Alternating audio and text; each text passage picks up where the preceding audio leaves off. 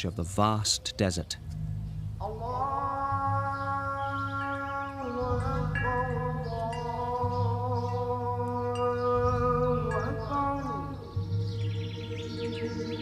Within its walls lies a toppled 1,000-ton image of one of Egypt's greatest kings, who left behind one of Egypt's greatest mysteries, the fate of his many children. It is a saga that some believe will end in a remote tomb in the legendary Valley of the Kings.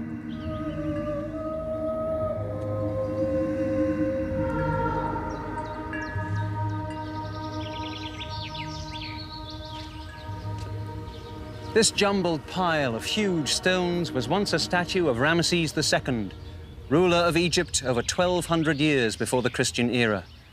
His face gazes towards the sky, and here is a shoulder. This was one of the greatest statues ever carved, and it was erected here at the Ramesseum, Ramses mortuary temple close to present-day Luxor. In the 5th century AD, the Coptic Christians are believed to have pulled down the statue, and over the centuries, earthquakes further destroyed the fallen pharaoh's likeness. Of course, Ramses had the last word. His image today is anything but a colossal wreck.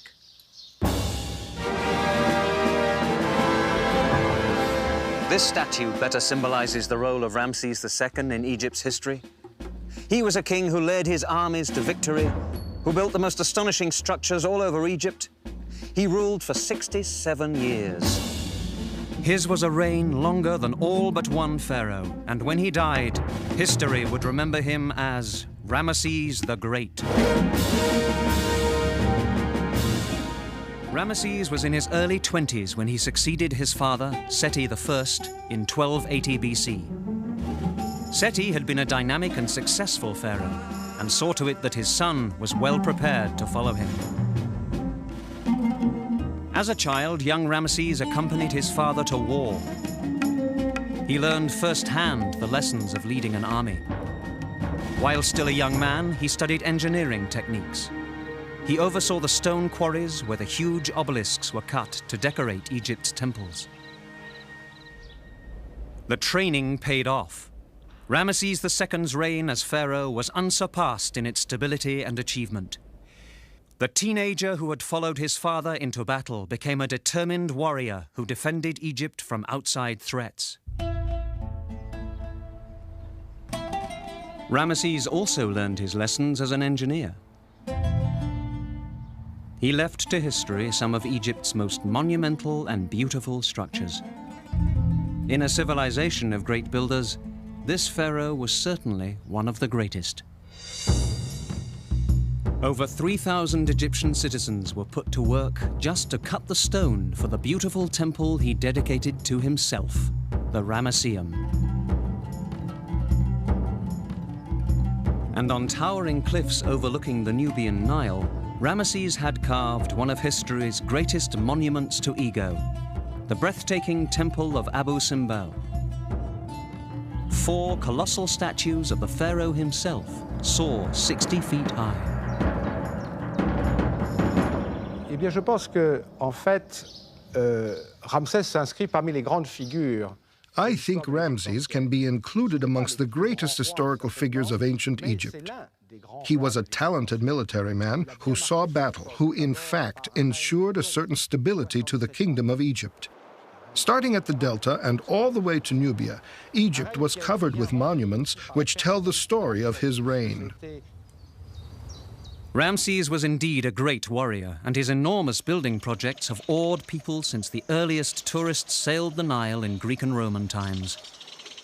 During his reign, Egypt's fame and wealth grew, and his subjects experienced a bountiful and secure era. So great was Ramses' opinion of his own accomplishments that he would take the immodest step of declaring himself divine, a god living among mortals. However, his divine status would not have impressed one notable group of visitors to his country.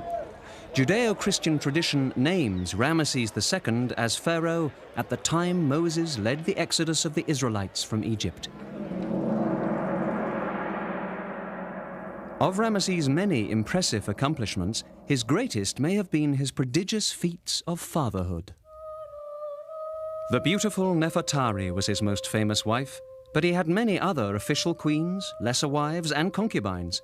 With all of these women, Ramesses fathered over 100 children that we know of, including at least 50 sons. Having many wives and children was probably not unusual for a pharaoh, but what was unusual was that Ramesses proudly listed and portrayed his children on the walls of many of the buildings he constructed. Les enfants de Ramsès, la représentation des enfants de Ramsès dans la plupart de ses temples. He reproduced his children on the walls of the temples in long princely processions where we find both the king's sons and daughters. It's thanks to these lists that we are able to somewhat establish Ramses' descendants. For most pharaohs of ancient Egypt, we know nothing about the members of the royal family. For Ramses II, we know the names of many of his wives, we know the names of many of his sons and many of his daughters, more than 24 of each. Ramses II was indeed a singular fellow in that no other pharaoh before or after him had ever given so much attention to his children. Despite such unusual public acknowledgement by their father, we know very little about the lives of all those children. Being an heir to Ramesses' throne was a frustrating process. He would rule for 67 years and outlive 5 of his successors. The first of these was Amun-Khehepeshef, who died in the 40th year of Ramesses' rule. If indeed Ramesses was the pharaoh of the Exodus, Amun-Khehepeshef would have been the firstborn son slain when God sent the 7 plagues against Egypt, though it is doubtful history will ever be able to confirm this. Of the other princes of Ramesses, we know few details. Son number 4, Khemwezi, was highly regarded and may have been his father's favorite. He was an important priest and oversaw the construction of many of Ramesses' most dramatic building projects.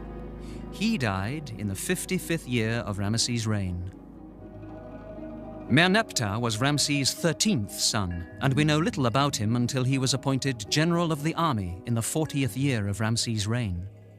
He was probably the real power behind the throne for the last decade of his father's life.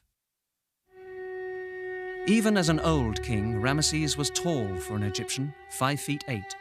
In his final years, he was troubled with arthritis and curvature of the spine, and like most of his countrymen, his teeth bothered him. He was slightly built with a sharply hooked nose and large pierced ears. We might guess that he was a bit vain, since even as a very old man, his hair was dyed a stunning shade of red. Until the very end, Ramesses II remained Ramesses the Great, active, assertive, and an enormous presence in the life of his nation. But even for a living god, the end in this world does finally come.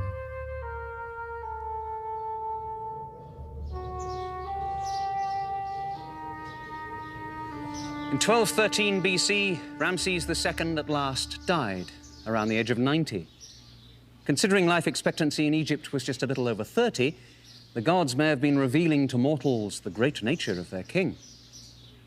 He was succeeded by his 13th son, Merneptah, who ruled for another 9 years before he too died. But of the many other sons of Ramses, we know of the tombs of just 2. All the rest have vanished. They are the lost princes of Egypt.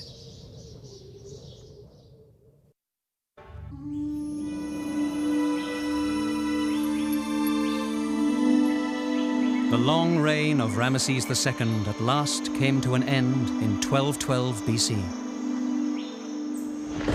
It was surely a time of great sadness in Egypt. Few of Ramesses' subjects would have known any other king. For 40 days, priests performed the exacting ritual of mummification on Ramses' body. The stomach, intestines, liver, and lungs were placed in special containers called canopic jars. The body was dried with a special salt, then adorned with jeweled amulets and wrapped in linen strips. At last, the mummy was placed in an elaborate coffin and began the journey to the Valley of the Kings in southern Egypt. We're standing in the tomb of Ramesses II. This magnificent chamber has only recently been excavated and has never been filmed before. This is the largest single room in the Valley of the Kings. The pharaoh's mummified body would have been carried into this chamber and lowered into a huge sarcophagus placed here. His internal organs, in their canopic jars, would be put into an alabaster chest here and lowered into this shaft. Above it was a beautiful gilded wooden shrine. The priests, having completed their last rituals, would have swept away the dust of their footprints as they backed out of the tomb, leaving the great pharaoh alone here for eternity in this beautiful space deep within the mountain.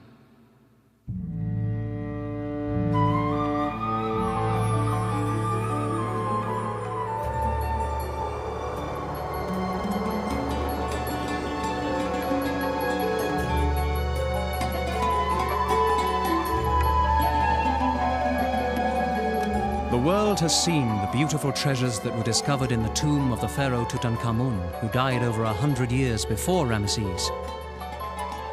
If this was the treasure that was buried with Tut, a minor king with little impact on Egyptian history, we can begin to imagine the magnificent objects and adornment which must have filled the tomb of Ramesses the Great.